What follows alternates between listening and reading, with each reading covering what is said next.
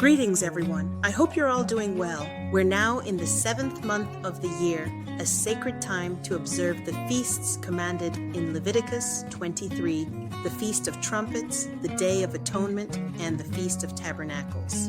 We've already celebrated the first two, and today, October 7th, 2025, marks the second day of the Feast of Tabernacles, a time to dwell in booths and rejoice before the Most High for His provision and protection. For those living in the Southern Hemisphere, e.g. South Africa, this period marks your first month or new year as it's springtime. Therefore, you'll be observing Passover and the Feast of Unleavened Bread, the same pattern, simply at a different season. This post aims to deepen our understanding of these feasts.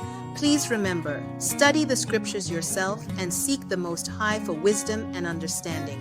This platform is for learning and fellowship, so feel free to share insights and comments as we study together. Let's begin. The Feast of the Blowing of Trumpets, Leviticus 23, 24-25. Speak unto the children of Israel, saying, In the 7th month, in the first day of the month, shall ye have a Sabbath, a memorial of blowing of trumpets, a holy convocation. As it is written, on the 7th month, on the first day of the month, we are to have a Sabbath, a memorial of the blowing of trumpets, and a holy convocation. This falls on the new moon day, since the new moon marks the first day of every month. However, this new moon is unique because it is to be kept as a Sabbath day, meaning no work should be done. The Day of Atonement. The next feast following the trumpets is the Feast of Atonement, which occurs in the 7th month, beginning from the evening of the 9th day to the evening of the 10th. Leviticus 23, 26-32. Also, on the 10th day of the 7th month, there shall be a day of atonement. It shall be a holy convocation unto you, and ye shall afflict your souls, and offer an offering made by fire unto the Lord. This is a day of fasting, a time when we are commanded not to eat or drink from the evening of the 9th to the evening of the 10th. But why did the Most High command us to observe this feast as He did with the others? Because these feasts are not empty rituals. They carry spiritual depth and historical lessons tied to our ancestors. They remind us not to repeat their mistakes and to walk humbly before the Creator. The origin of the atonement. Book of Jubilees 34:10-19. Note: this passage is found in the Book of Jubilees, part of the ancient writings or Apocrypha, and helps explain the origin of this ordinance. It tells how Joseph was betrayed by his brothers in the 7th year of that week when they plotted against him, sold him to Ishmaelite merchants, and deceived their father Jacob by dipping Joseph's coat in the blood of a goat. They brought the coat to Jacob on the 10th of the 7th month, causing him to mourn bitterly for Joseph, believing him dead. On that day, grief and sorrow came heavily upon Israel. And in remembrance of that sin and affliction, the Most High ordained that the children of Israel should afflict themselves on the 10th of the 7th month, to make atonement for their sins once each year. Thus, because of that wicked act, we are commanded to fast and humble ourselves before the Most High on this day, seeking forgiveness. Leviticus 23:30-32.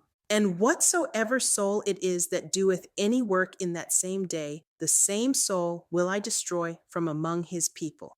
Ye shall do no manner of work. It shall be a statute forever throughout your generations in all your dwellings. It shall be unto you a Sabbath of rest, and ye shall afflict your souls. In the 9th day of the month at even, from even unto even, shall ye celebrate your Sabbath.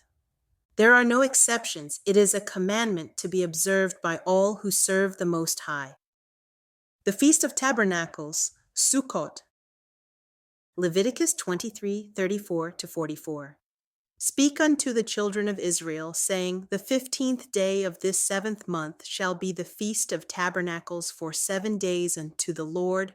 On the first day shall be an holy convocation. Ye shall do no servile work therein.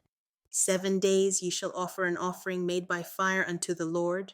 Ye shall dwell in booths 7 days. All that are Israelites born shall dwell in booths, that your generations may know that I made the children of Israel to dwell in booths when I brought them out of the land of Egypt. I am the Lord your God. This feast lasts 7 days, beginning on the 15th day of the 7th month.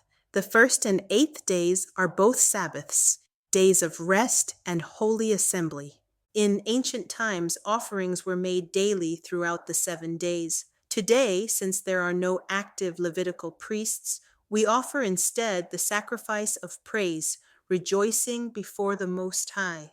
During this week, we dwell in booths or tents, remembering how our ancestors lived when they came out of Egypt.